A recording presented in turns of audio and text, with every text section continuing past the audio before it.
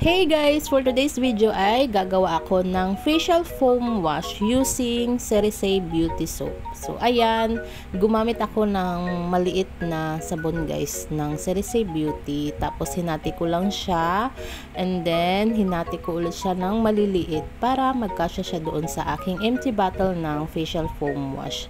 So ayan, hatiin nyo lang siya guys na maliliit para magkasya siya.